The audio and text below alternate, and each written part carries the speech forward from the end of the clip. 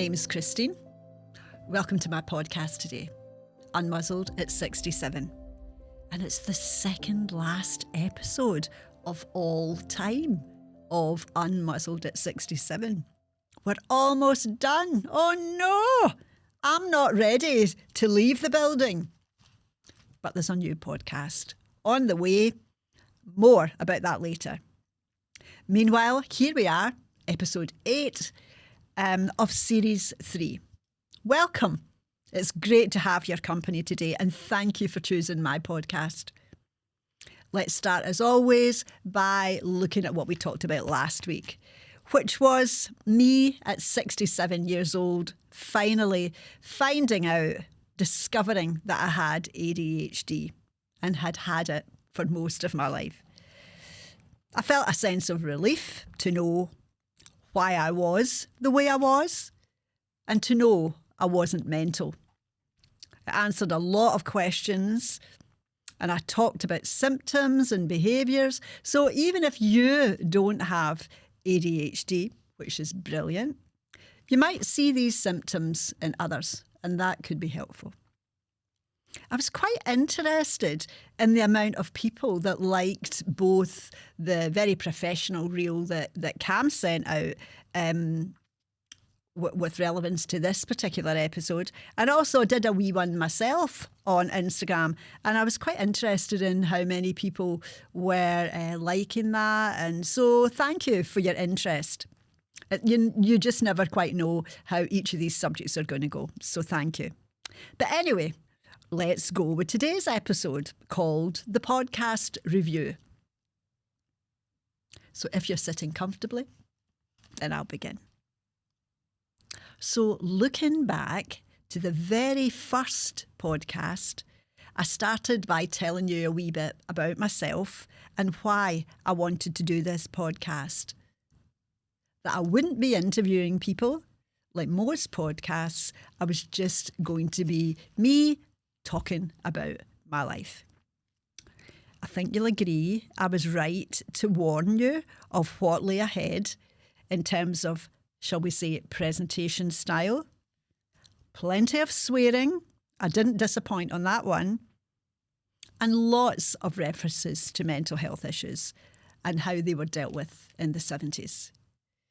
And a no-holds-barred approach promised. Raw and unfiltered.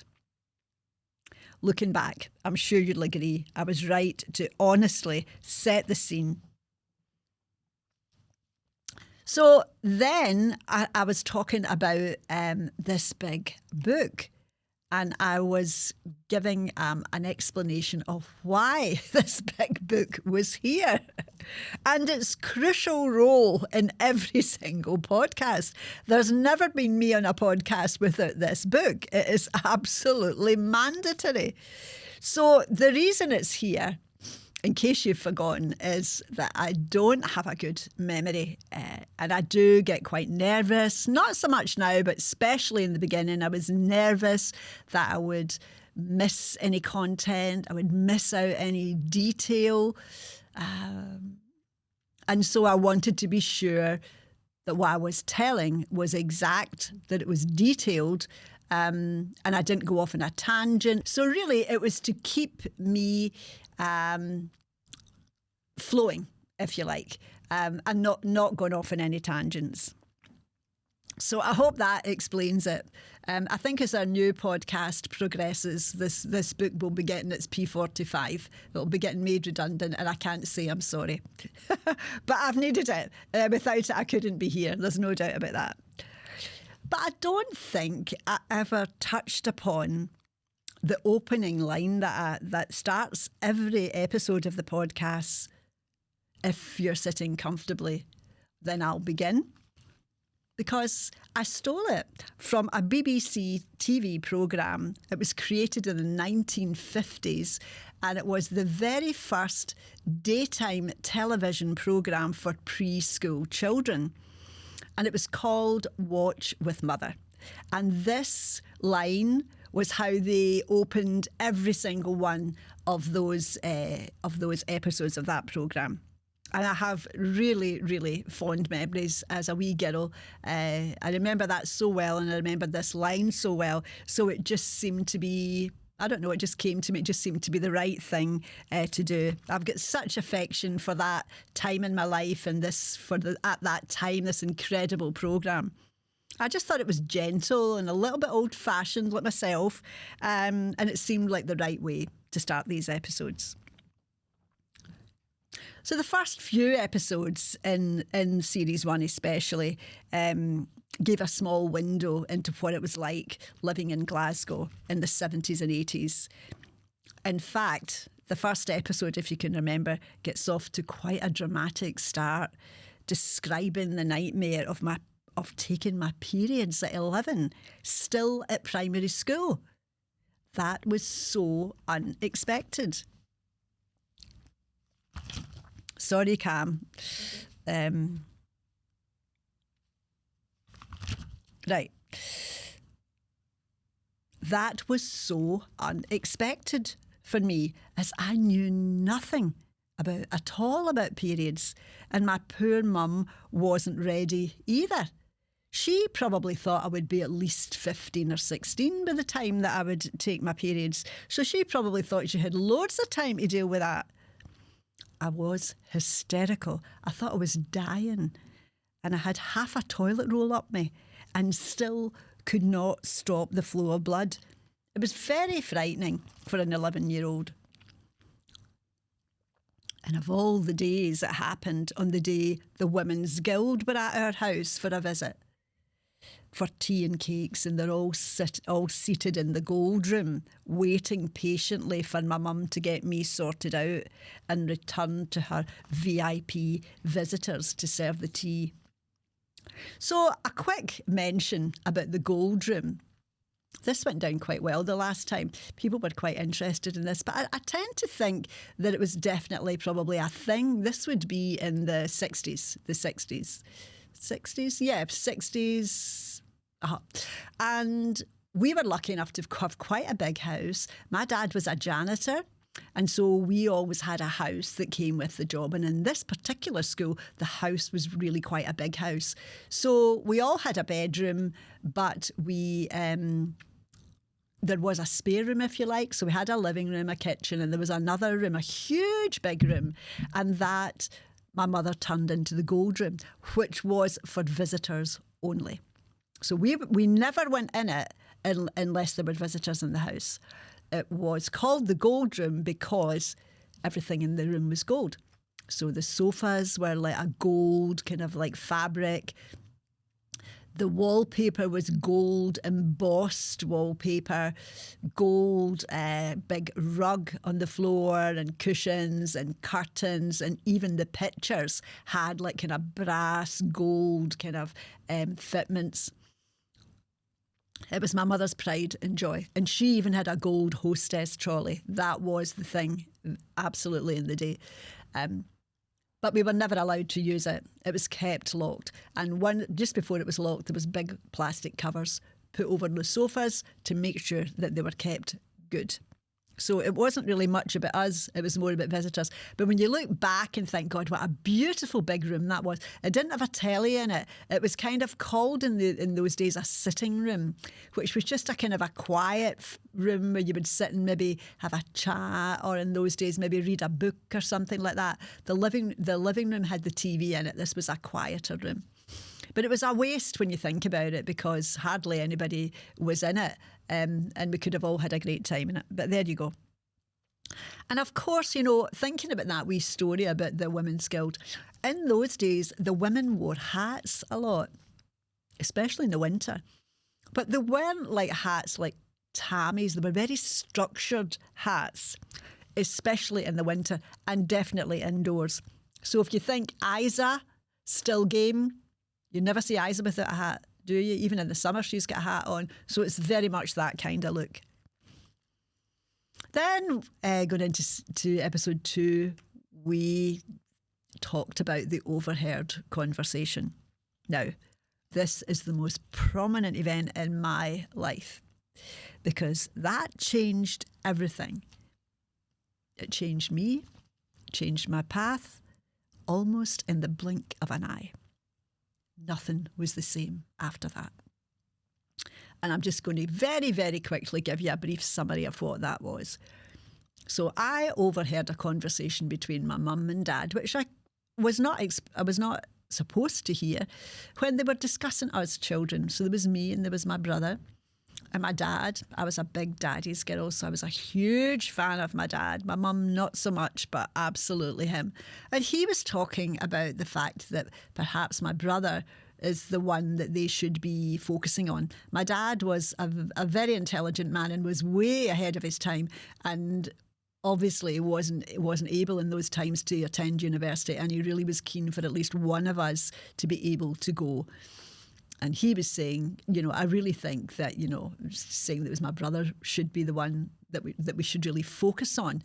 He should be the one that's given the attention and the focus to help him to kind of reach those kind of grades that might be needed. And that's definitely what my dad's goal, if you like, for him was. And as for me, I was kind of put at the end of the conversation, like, well, we'll just, whatever she wants to do will just be done. And, but so it felt like there was to be no focus on me whatsoever. The focus was to be in Stuart. So I think it's important at this point to say that I was a very quiet, self-conscious, overweight, cautious, church-going girl. And in the blink of an eye, I completely changed. But I was a very sensitive child. I mean, I've talked before about other people saying had they been in the same situation, they probably would have said, probably doesn't mean it, or not at all taken it as personally as I did. But that conversation changed everything, because it made me feel in the very roots of me that I wasn't good enough. I was invisible. I was a disappointment to my family, and I was on the outside looking in. And that continued for the rest of my life. So, in typical rebellious style, I started acting gallus. And that was almost the rock that I could have perished on straight away. This was the start of outside confidence 10, inside confidence 0. And almost from the get-go, acting like that got me into some serious trouble, and could have actually been more serious if I hadn't been so lucky. What happened was there was a frightening encounter with one of the Milton Tongs gang, and a stern warning from him when he didn't get what he wanted. I'll fucking get you one of the nights. Don't you worry. That's what he said. So that was a lucky escape. Of course, all of those details are available in episode 2 in series 1. I haven't got time to get into every single detail, but it was a very lucky escape, and I was very young and I was a virgin. So, what could have happened could have been horrific. And of course, my first look at a bobby, up close and personal. A bit too close and personal for sure. And then I spent an episode talking about trauma and what that means to different people, and how in my 60s I was doing research about that to try to understand my own behaviour. But getting back quickly to the overheard conversation, after that, I definitely was seeking a wilder side of life. It was like a runaway train, hell-bent on revenge, as I felt my parents had rejected me. I felt I wasn't good enough to be in this family. So it wasn't long before a local guy I'd known for years took an interest in me.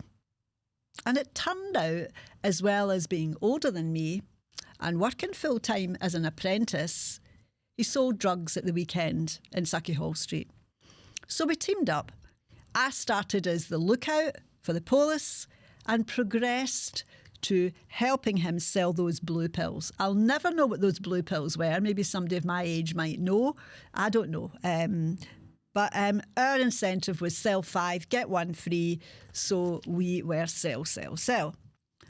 And this was the beginning of living my life with no caution, because I had no self-worth and I had no self-respect.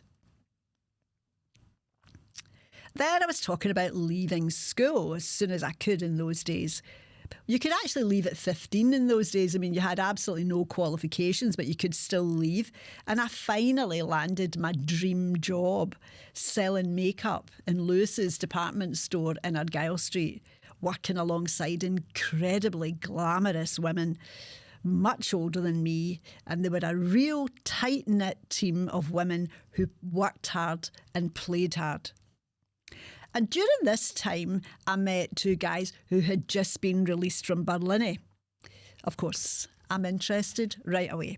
And I got involved with the mental one of the two, of course. And within months, he gave me VD.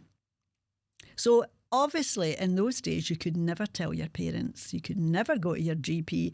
So you had to head on down to the infamous Blackstreet Clinic to be treated. So Blackstreet Clinic was... it's kind of, I don't know where that area of Glasgow is, but it's up behind Buchanan bus station near the university, but on the other side of the roads. I don't really know what that is called or what it was called then, but it was kind of a standalone building, but it was on the edge of a housing estate. So the minute the kids in the housing estate who were driving, who were running about with their bikes and that, saw you, spotted you heading for Blackstreet Clinic, they would circle you with their bikes. You've got the clap. You're trying to sort of get there with a hood up and, try to be as anonymous as you possibly can. But there's no chance with these wee kids. And they're laughing and killing and they kill themselves and they're pointing at you and all these other things they were doing. So once you get inside the clinic, it was just wanting to be completely anonymous. You just wanted to get in and get this done and get out and no speak to anybody and no look at anybody. It was probably at that time the most embarrassing day of your life.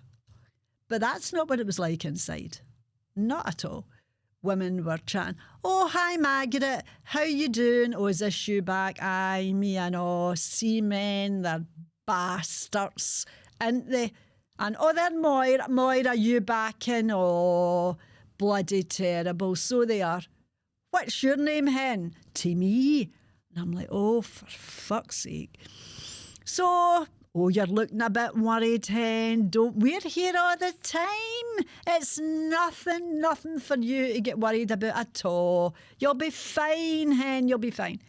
So you really don't want to warm to this at all. You're still trying to sort of have this sense of anonymity, but there's fucking no chance, is there, with these Glasgow women that want to prod you and find out all your business and all that kind of thing. And it was just fantastic.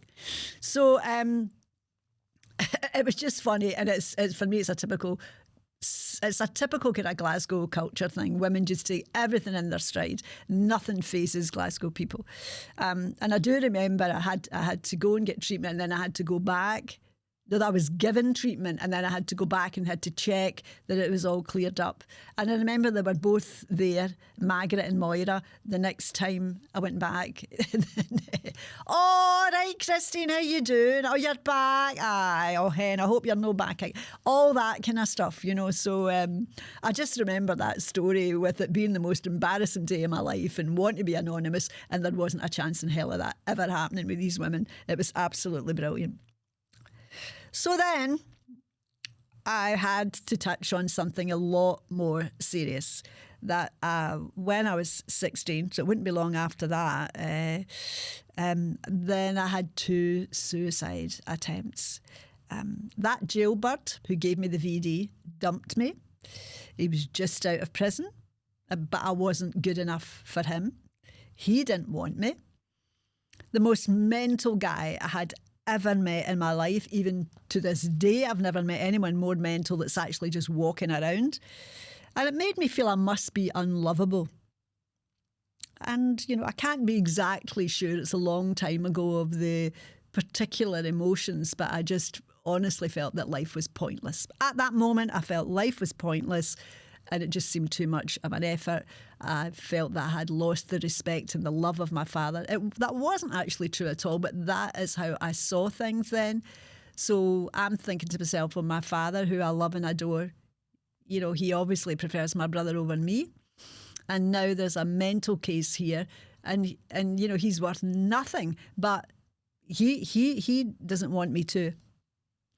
So the first time, taken to hospital in an ambulance, and in those days, I don't know what it's like now, obviously, but in those days, the nurses would make it perfectly clear that they had to deal with you. If they had a choice, they would prefer to spend time with a patient who wanted to live, a patient who prized life. And certainly when you come in as a suicide attempt, then they really wanted as little to do with you as possible. And in those days, in order to pump your stomach, there was a red tube with a kind of coating on it, ribbed coating that was put down your throat. And that's what happened. And I started to come to just as this big pipe was being pulled out of my throat and took half of the skin in my throat with it. But maybe they did that on purpose, I don't know. And they made it very clear when I had come to that they were there to save lives. They were there to be focusing on people who wanted to live, not on people like me. So I didn't care. All I cared about was I was alive, and that is not what the plan had been. So I was angry about that. And so when I got home, within a week I did it again. And I was saved again, and I was so sure I'd got it right this time, and I hadn't. And this time I was referred to a psychiatrist as an outpatient, and I had to take my mum with me because I was under 18. And without getting into all the details, I turned up for this appointment. My mum was raging. She was so embarrassed. And she's saying, what if I meet someone I know in the hospital and look at the state of you? And how am I going to explain what I'm doing in a psychiatric department? And how could you put our family through this? And, but kind of nobody was saying, are you okay? Or nobody was really that interested. I don't remember anybody saying that. But anyway, the psychiatrist did say that. Are you okay? What happened? What made you do this? This is very worrying. You've done this twice, and how can we be sure you don't do it again? And your parents are very worried, and tell us what happened. And of course, I wouldn't tell them what happened. My mum's sitting right beside me. I'd just been admonished, and I just knew if I was able to open up that it was just going to be worse. So I just sat and said nothing. And he kind of blamed my mum too. He said that she had spoiled me. But that's another story. So about halfway through this appointment, he said to me, follow me. So I went up. My mum stayed in the office, and we went to another part of the psychiatric unit. And he opened a door, and inside this huge big room was what looked like adult cots to me. That's what it looked like, big white cots. There was nobody in them. It was completely empty. And he said to me, see if you do this again, this is where you're going to be. And I'm going to section you. And then you're going to be under my care. Your parents will have no say about what happens to you. Because if you think so much of your life, your parents can't cope with things like this. I can. I'm a psychiatrist, and I will decide when you're sectioned and if you're ever released. So you're giving your life to me. Remember that if ever you try to do this again, and this is where you'll be. So other things happened as well, and that was the end of that. But if I said to you, I was shitting myself and petrified, and that conversation is exactly as I've repeated it to you now, that is what a huge impact that conversation had on me. And even in years to come, when I had depression and various other things, I wouldn't go to the doctor because I was so afraid this was still in my file, because he told me that. He said, this is on your file, and if you have any issues with this kind of thing again, they'll see that that you came to me, and I'm recommending that you're sectioned. So we go back. I've got 2 weeks off, and I'm just put in my room. So I'm not allowed to come out of my room. I can go to the toilet and have a bath. That's all I can do. And I'm just in that room for 2 weeks. My mum brings up my dinners, puts them in a tray, leaves them and all the food. no conversation, nothing at all. And that went on for 2 weeks. So that was pretty grim. And then I get back to work telling everybody I've just had the flu.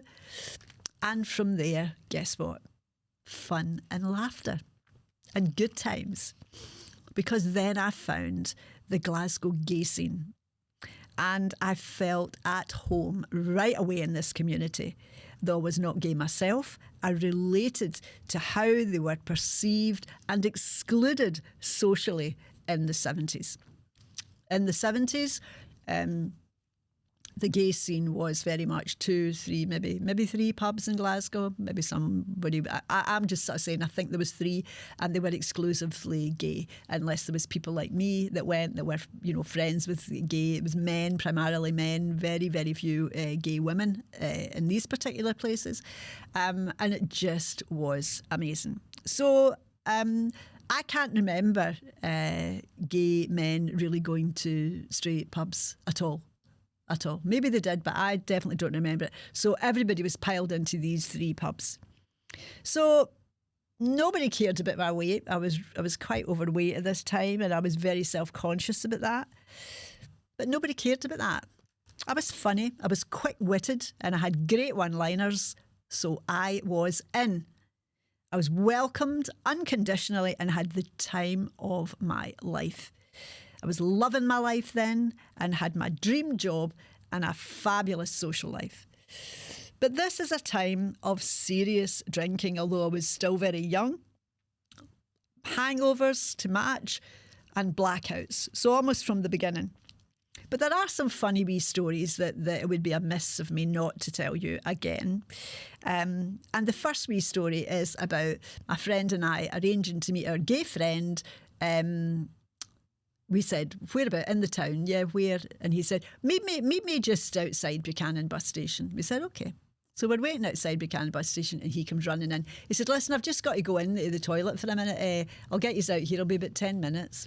10 minutes? Aye, okay. So, and we had said, have you got any money? And we've only got enough for ourselves. He says, no, but I'll get some. So off he goes. Comes back about 10 minutes later, quite flushed.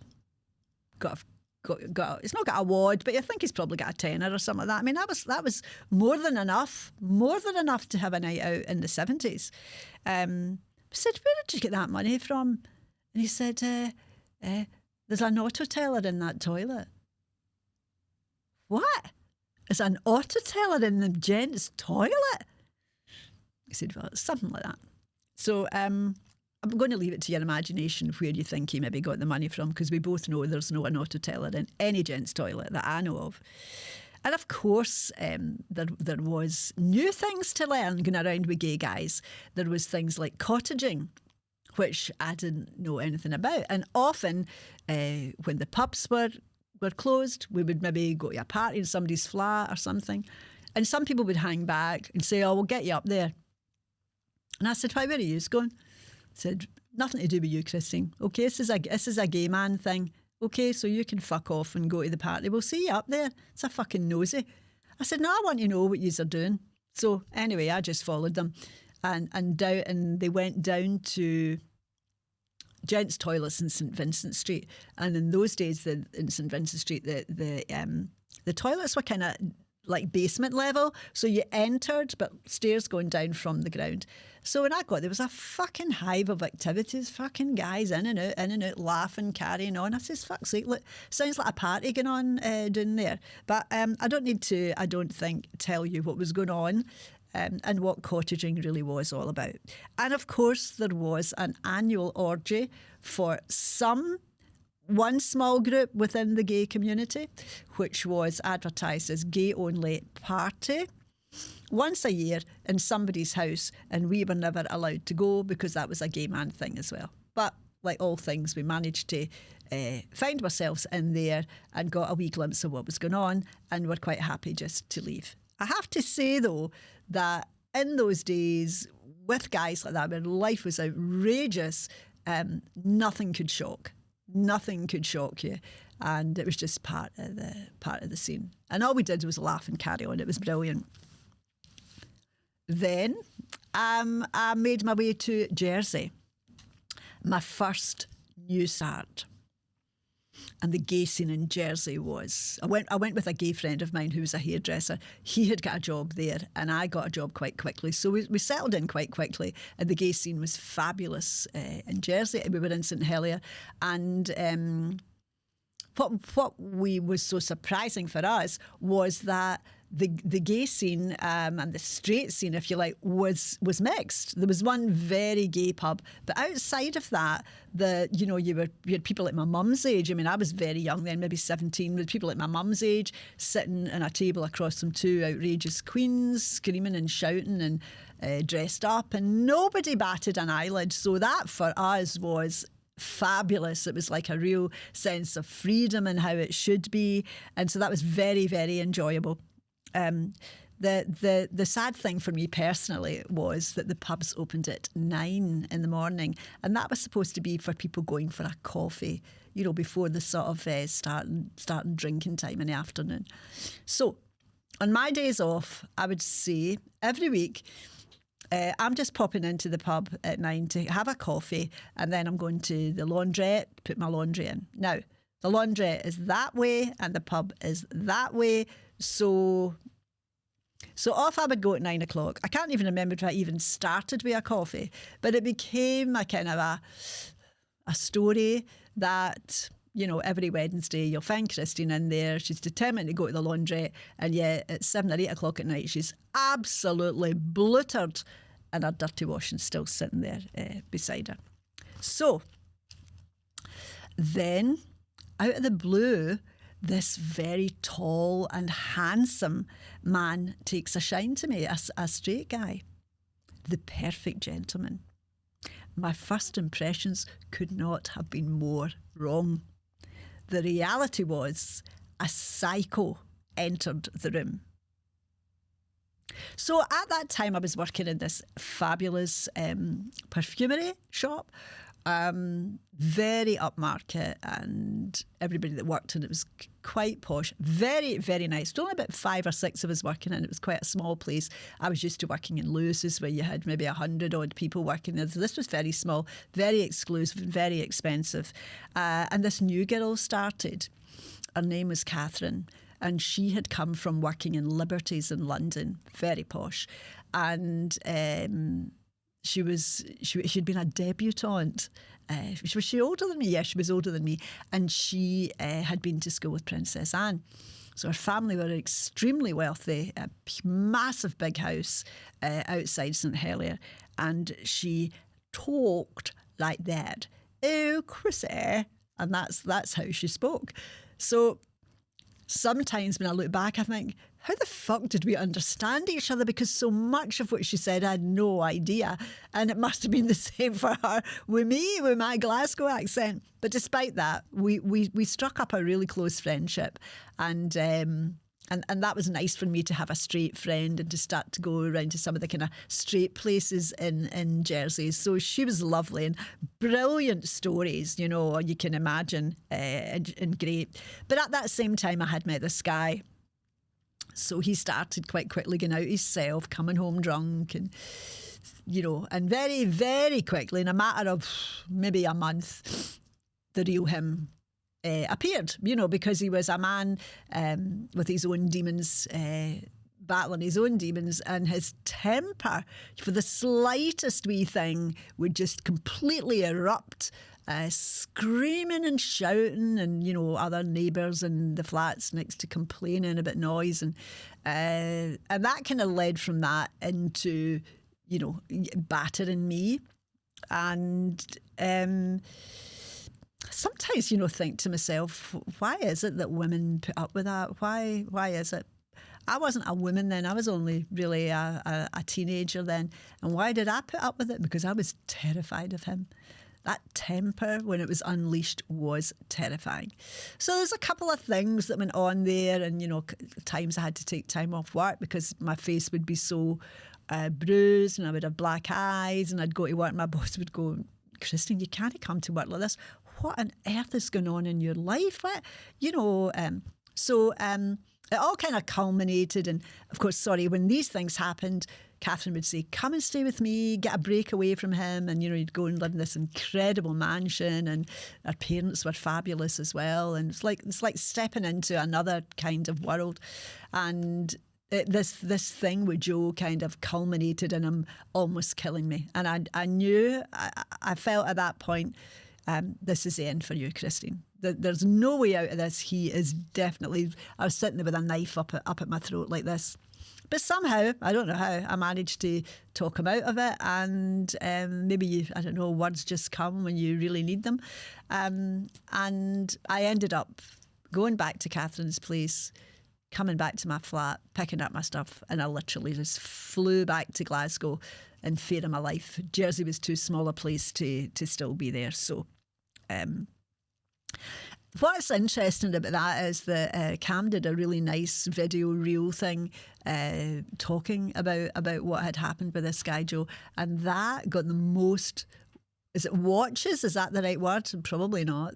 It was watched more than any other video or reel that has been released for this podcast. And I think it had more than 1,000 likes. So for me, at this stage, that was a huge thing. And I was mesmerised that would be the one video that people related to. And I felt a sense of sadness that was the one that people related to, but nevertheless, that's what happened. So Catherine was by my side during dark, worrying times for me, and she was my angel without wings. And I mean, we didn't really know each other that well, but despite that, her and her family were there for me, and they were solid, and I'm truly indebted to them because she made my life bearable and helped me escape. So here I am now, returned to Glasgow. And this is when I started to work in hotels, and I started dieting. I was really quite overweight. I think before I dieted, I know we talk about kilos now, so this is going back into the old times, and I don't know what this would be in kilos, but I was 14 stone. So I don't know what that is. But over a period of, I think, about 18 months to 2 years, I lost 6 stone. But once I'd got to that weight, which was kind of my ideal weight that I should have been because I was quite small, I didn't know how to stop dieting. I didn't know about a maintenance plan. I didn't know... I was terrified to start eating normally in case the weight would come back on again. So I'd been on this diet for such a long time that I just kept with it. And then I had actually lost 8 stone, and I weighed about 6.5 stone, 2 stone lighter than I should be, and my periods had stopped. So I was referred to a hospital by a local GP. I can't remember where I was living at that time. Was it at home? Maybe at home. I can't remember. And the consultant at the hospital said to me, "This is a very serious situation. When your periods stop like that, the long-term concern for that is that this can lead to infertility for you. Now, there's something wrong here, and you will have to come back for treatment." I had no intention of going back for treatment. I didn't want to get into all that stuff. So I did gain. I finally went up to about 8 stone, and by that time my periods came back. But the mental battle to stop being in control of my weight was extremely difficult. I still saw myself as being fat. I used to look at labels on clothes if they were maybe a size 10 or a size 8, and I would say they must have put the wrong label on that. So it took a lot of time and it took a lot of effort. I didn't go back. I probably should have gone back and would have been maybe more healthy and sensible if I had. I just fought my own battles, and I got there in the end. But if I'm honest, I think there's a sense of that always kind of staying with you. So that was when I was maybe in my 20s, 18, 19, something like that.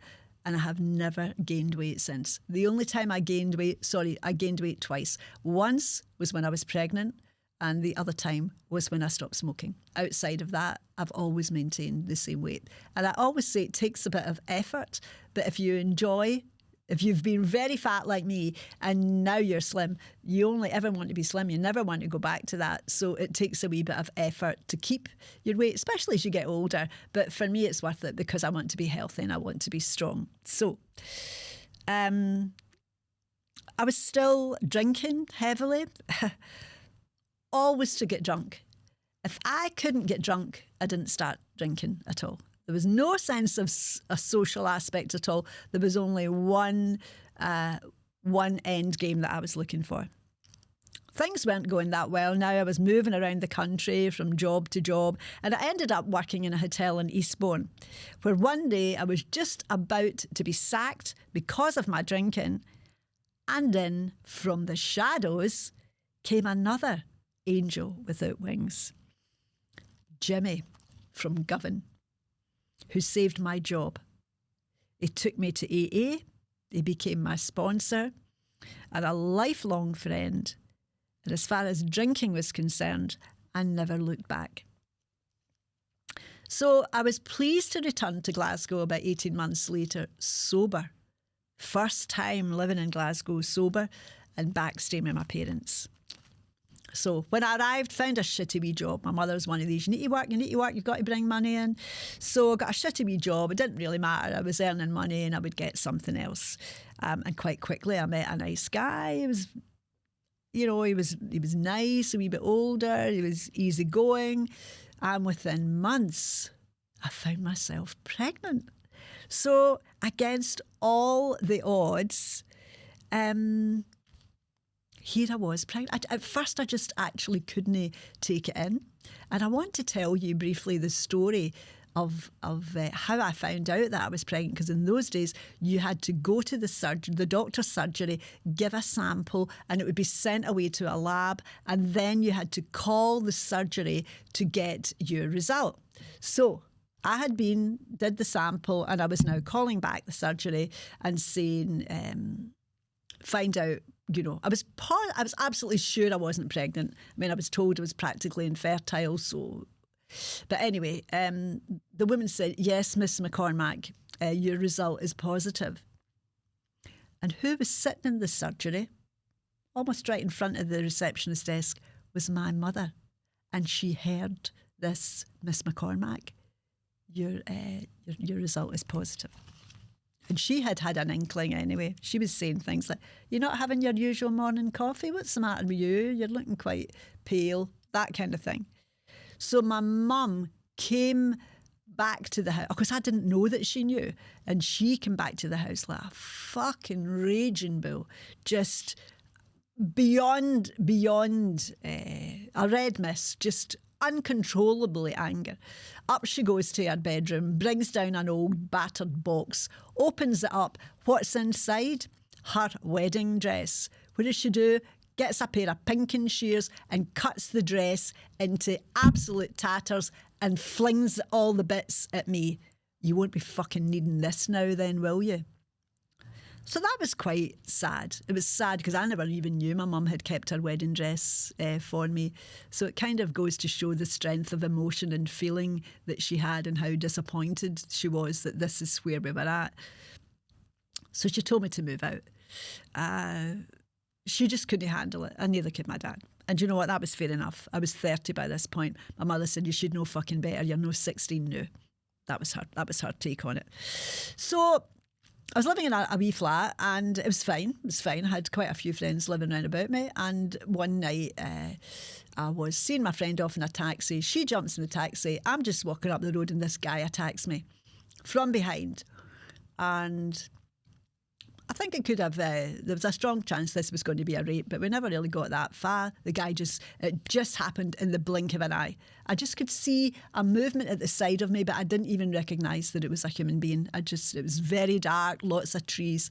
So this guy grabbed me, and suddenly out of my mouth came this voice. How would I describe it? Probably a bit like if ever the devil is in a movie and he speaks, it's that kind of voice. I'll try and do it for you, but I've never been able to do it since then. I think it only happens in these moments when it's a life or death situation, and the voice said, "Don't touch my fucking baby. So it was a bit like that. It was very, very masculine voice. So, of course, the guy fucking jumps off me and he's running like, I probably thought it was a tranny or something, and he's running like mad along the street, and up I get, and I'm running after him. But anyway, I get back to I'm untouched and I'm absolutely okay, but I'm quite shocked. And the next day I phoned my friend and I told her what had happened, and she says, Christine, I think you should report this to the police. You know, what if this happens to somebody else, you know?